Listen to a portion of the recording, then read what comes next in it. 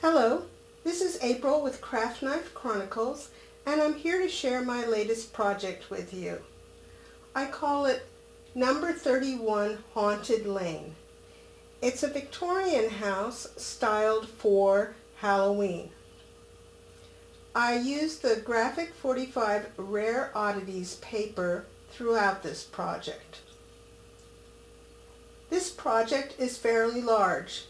On the base it is about 15 inches by 11 inches, and at the top of the tower it is 19 inches. I tried to incorporate lots of different architectural features in the design of this house, which we'll see as I give the house a spin.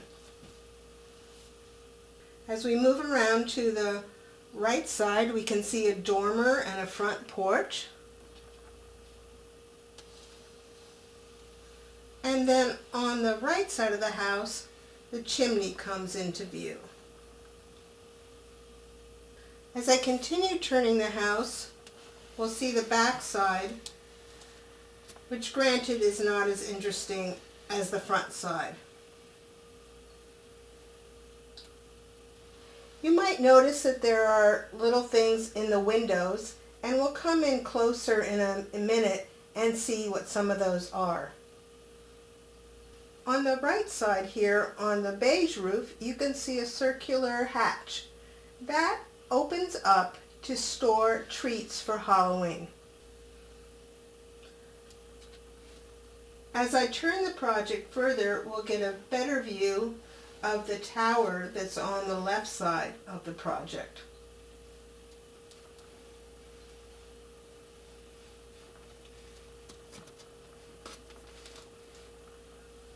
And then we return to the front side.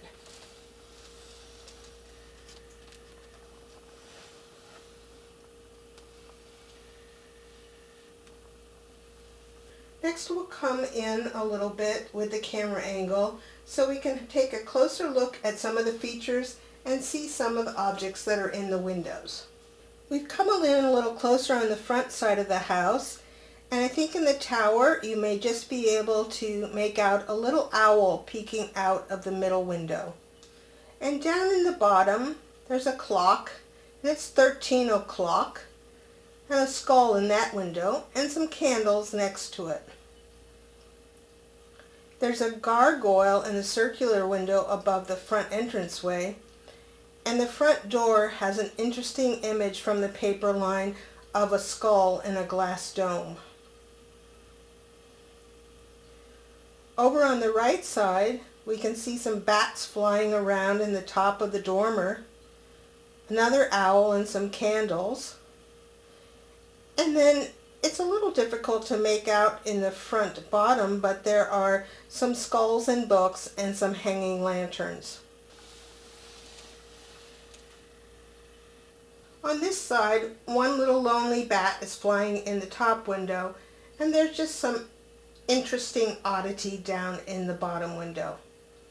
Here you can also get a close-up of the chimney and the fun paper that came from the paper line to decorate it.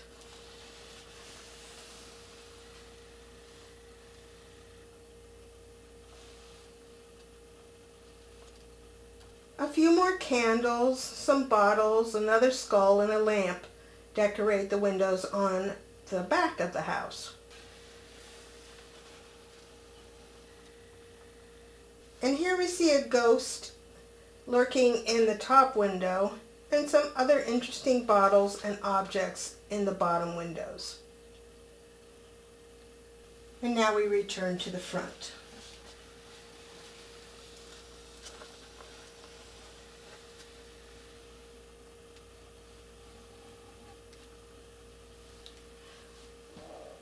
But this house is more than just an interesting architectural piece. It opens up to show lots of rare oddities inside and little boxes so that you can count down with a treat for every day in October until Halloween. So I'll open up the tower side first. There's a knob here, and it swings open. And we'll come in for a closer look at some of the objects in the tower.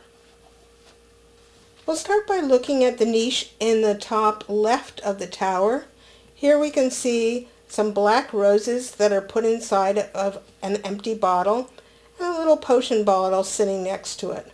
There's a skeleton framed on the back. And next to it you can see numbers 1, 2, 3, and 4. Those are little drawers, and there's 31 of them, of course, and each one holds a little Hershey's Kiss that can be enjoyed as you count down to the 31st. Now we'll pan down, and in the next niches we see a skeletal lady on the back wall. There's a cobweb on that niche, and a disembodied hand is grabbing a jar of poison. And in the very bottom there's some teeny tiny bottles with various labels. They're various little potions. Sliding over to the right, this niche has some more little potions and bottles, a fun little poison plaque on the back, and a tiny little owl. Here you can also get a good view of the front door and the front door steps and the little porch railing next to the front door. Now we'll go up. And here there is a raven and a skull captured in one of the little Tim Holtz bird cages. And finally in the top right niche, there's a bat that's been captured inside of a glass dome, another little bottle of some kind of potion, and an eyeball staring at us. So that's what we see in the tower. Now let's see what's in the right side of the house. On the right side of the house, the back portion stays stationary and the front side is hinged next to the chimney. Now there's a knob that can be pulled, but I'm going to try to stay out of the camera so that you can see how this opens.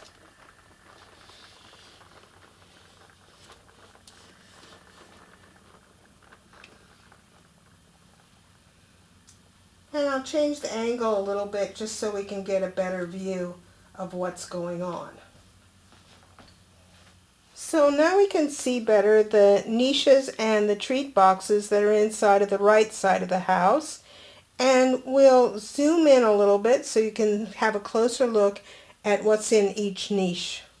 Here on the top we see another one of our skeletal lady portraits.